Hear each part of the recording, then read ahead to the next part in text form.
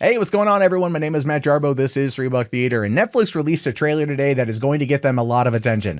And I don't know if that's necessarily a good thing or not. And I'm being like legitimately serious on this one. The trailer for See You Yesterday, just looking at this is what they put in the trailer, doesn't even give you much of an idea for what it is. Neither does this poster right here, which stars Eden Duncan Smith, and it's also starring Dante Critchlow, with the tagline saying, "How many times does it take to save a life?" As you can see here, it's produced by Spike Lee and directed by Stefan Bristol, but it's the Spike Lee part of it that's going to be the most controversial. Never mind what the official synopsis of the movie is itself, saying here, high school best friends and science prodigies CJ and Sebastian spend every spare minute working on their latest homemade invention, backpacks that enable time travel. But when CJ's older brother Calvin dies after an encounter with police officers, the young duo decide to put their unfinished tech to use in a desperate bid to save Calvin. From director Stefan Bristol and producer Spike Lee comes See You Yesterday, a sci-fi adventure grounded in familiar love,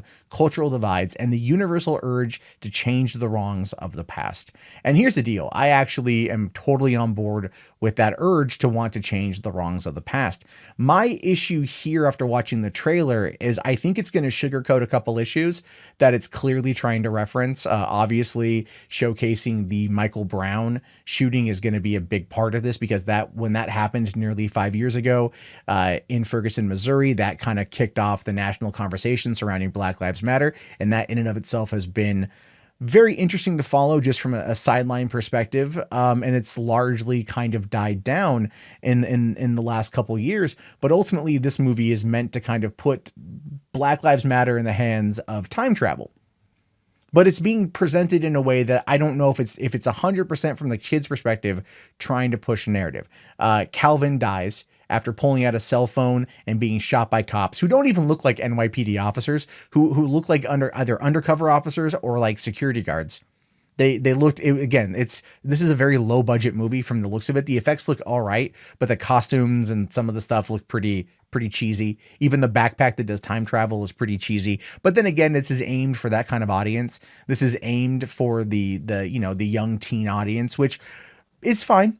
It's fine. I'm curious to see what they do with it, if I'm being honest with you, but they end up, jumping back and trying to save it. And this is where the film kind of, from the trailer at least, starts to take more of a time machine approach, which is where instead of going back and saving his wife, the main character whose name I forget right now, ends up just going back and watching her die hundreds and hundreds of times, unable to actually save her, realizing that her death was predetermined by time and there's nothing he would be able to do to ever make sure that that didn't occur, which is why he goes a million years or 100,000 years into the future. So he goes so far into the future, for his own reasons. And I'm wondering if that's going to be the case here, because the trailer shows them time and time and time again looking to save the brother, and the brother always dying in another fashion, and her always having to witness that loss over and over again. And I'm wondering at what point in time has this become a bit of a masochistic story when you have a teenager who is trying to save a family member, but seeing him die constantly. And I don't know what the larger conversation is going to be,